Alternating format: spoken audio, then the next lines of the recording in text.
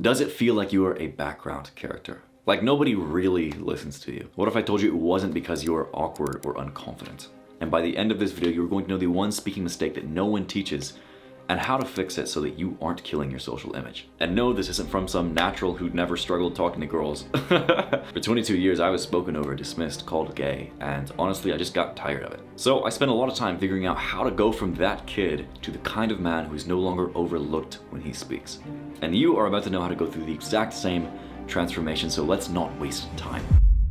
Before I give you this exact process, you have to know that your voice is a tool. Meaning you've heard before over and over again, it's not what you say, it's how you say it. And you've kind of realized this too, because it's never the exact line that works, right? There's this Chad guy who can go up to anyone and just say basically anything and still come off as charming and commanding. It's because the truth is, every time that you speak, you are projecting something. No one is born awkward or a Chad. They develop those habits simply based on how much you have sharpened this tool. Meaning to become a well-known guy who commands respect, to get this social life I'd always dreamed of, I didn't change who I was to get there. I simply removed a lot of the blocks I had to expressing it. You feel this every single time that you walk up to someone that you think is intimidating, or you're speaking in a group, right? And you get this little impulse, this little nerve to inhibit what you say. You freeze just that tiny little bit. And it's not that you completely freeze up in every social situation, right? It's just this little feeling, this little hint that you get to inhibit what you're saying, to not say exactly what's on your mind.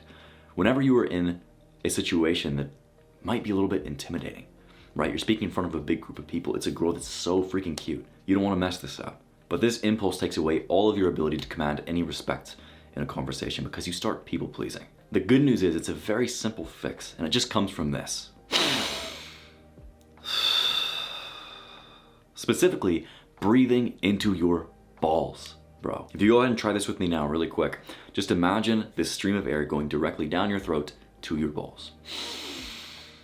And when you try this with me, you can already feel a bit of a difference. But for you to never be ignored again, let me explain. What we're about to do is completely overcome this freeze response by practicing something called state control.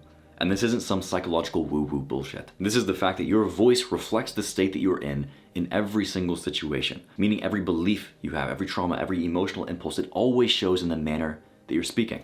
So if you genuinely go up to a girl that you think is cute, but you think she's out of your league, you're going to fucking act like that, bro. You're going to simp. And it's because of these micro expressions you're giving off and this tension that you're feeling in your body that weakens your voice. Right? That's how people can tell. And Dr. Dispenza, a neurophysicist, has a really good way of looking at this. The fact that your brain and your body memorize emotions as you go about life, right? If you get so familiar with and so accustomed to feeling nervous and anxious or below other people in social situations, it's almost comfortable for you to act that way at this point. Meaning it was comfortable for me to tiptoe in every single social situation that I was in, right? To people please, to worry about what other people were thinking of me. It's just natural. I thought that's what everyone did. But why was I ignored and unpopular when other people weren't? To be honest with you, bro, I was spoken over again and again because I allowed other people to do it. I didn't want to be this unpopular band nerd in high school. I didn't want to be bitch made in college, but I accepted a shit social world because I thought that was all that I could get. And the way that I showed up reflected that. My voice reflected that. So let's start the semester off right. And I mentioned that, bro, just to let you know I'm not the exception. You and I have a lot more in common than you think. So what are the actual steps to not be overlooked ever again? Step 1 is stop oversaturating. This is prerequisite, bro, because right now you're watching all of these other videos on YouTube about how to be more social, how to be charismatic.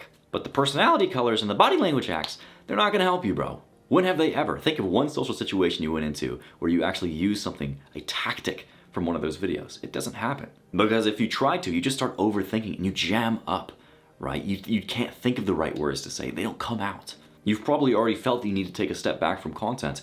And if this is you, bro, you absolutely do. Because I can remember being in my dorm room, my freshman year of college. College! The time when you're supposed to be out meeting new people, and I'm looking at my laptop screen and it's 9:03 p.m. on a Friday night. I just finished eating my dinner, binge watching charisma videos, and after looking up from my laptop screen, I was alone.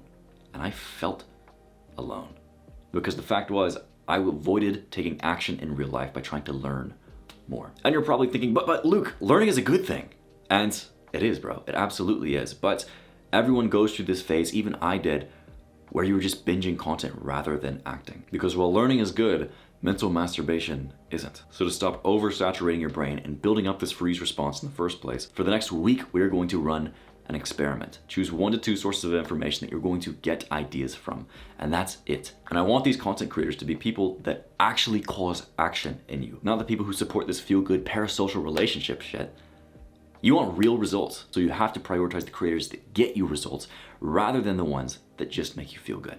I hope to prove that I fit into the results category. So decide right now who you're going to keep and who you're going to cut. And you're probably thinking, oh my God, but Luke, I don't want to lose this bit of YouTube. You know, it gives me comfort. It's something I do during my day. What else am I going to do during my day? Thank you so much for asking, because that is step 2. Step 2 is develop the habit of bold action. The fact is, just like no one is born charismatic, no one is born bold. It's a skill that you develop. The naturals just started flexing this muscle earlier than us. But the good news is, because we're the kind of people who have been ignored and have had this shit experience in social life, we tend to outpace them. You are going to implement this new rule in every decision that you make, every time that you're weighing up 2 different options. Do I approach the girl or do I bitch out again, right? Each situation, always pick the answer that has the better story attached to it. When I am 85 years old, am I going to want to tell my grandkids about the time that I approached this girl and got absolutely rejected but built my confidence from it? Or am I going to tell them about the time where I just continued sitting in the cafe? Go with the better story, bro. Because not only is your life going to get more exciting and more fun, but you're naturally going to start to build this muscle of feeling like, oh yeah, I am a man of fucking worth because I grab life by the balls. And again, when you develop this feeling, it shows in your voice. You're memorizing a new emotional pattern, a new state of being. With all this extra free time that you're having, you're now going to start taking bold actions and learning from them in real life. And you may freeze at first. This freeze response might come on even stronger because you're putting yourself in more scary situations. But it weakens and weakens every time that you do it. When I was on a cliff, right, I'm cliff jumping with my buddies, and it's a 25 foot drop down to the water. I'm fucking shaking, bro. My heart is beating so fast. And this buddy who's a bit older than me just looks at me and says, Luke, are you gonna do it? And I'm like, yeah, of course I'm gonna do it. And he says, then do it. The water's not gonna get any warmer. Right now, all you're doing is stressing yourself out. If you're gonna do it, then go ahead and do it. And before he finished his sentence, bro, I am off the cliff and I'm jumping. That's absolutely the mindset you have to take with this. If you're going to do it, doesn't matter if you're scared, do it scared. Your action for step 2 is to take the first irrevocable action on something bold, meaning shoot the girl that text. Call up your buddy and say, let's go somewhere we've never fucking been before. Take this first step right now, or else you're not going to change. Step 3 is to implement state control. When I was trying to become more social, more masculine, never overlooked again, I knew that it wasn't some tactic. It wasn't just to keep speaking over someone whenever they speak over you, right? It was something a lot deeper than that I had to work on. And what I figured out through a lot of trial and error was that your voice is always going to reflect your old state until you develop the skill of state control. And the more that you understand your voice on a psychological level, the easier it's going to be for you to unmemorize these old states of being.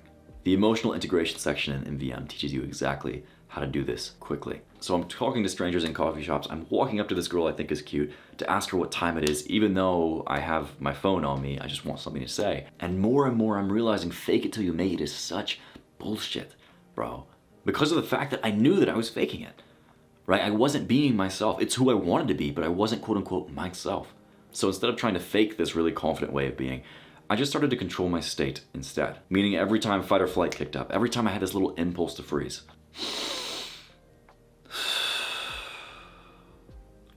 I breathed to my balls and just breathed through it. Because as soon as you start breathing correctly, you immediately relax any negative state that you're in. And on top of that, I also just started not really caring who heard me take these really deep breaths. And that in itself made me feel fucking powerful. And because of this, I tapped into something I call the state control loop. Meaning the more that you practice state control, the less you have to. You just feel this sense of confidence in the fact that of course I'm not gonna be spoken over. Of course I'm gonna be listened to with the things I say because they're fucking important. You become this new version of yourself without ever having to fake it. So now that you have stopped oversaturation, you started taking bold action, and you are ready to start implementing state control, you aren't going to be overlooked again. Meaning the next time that you ask out that girl or you gun for that promotion, you're gonna be fucking ready, bro. And the gang and I are so excited to see what you're about to do with your new sharpened voice. And yeah, man, ask me any questions in MVM, and you can watch this video next if you want a deep dive on how to master your voice. And trust me, bro, even just 10 minutes into this video, and you're going to be thanking me because it completely changes the way that you see the social world.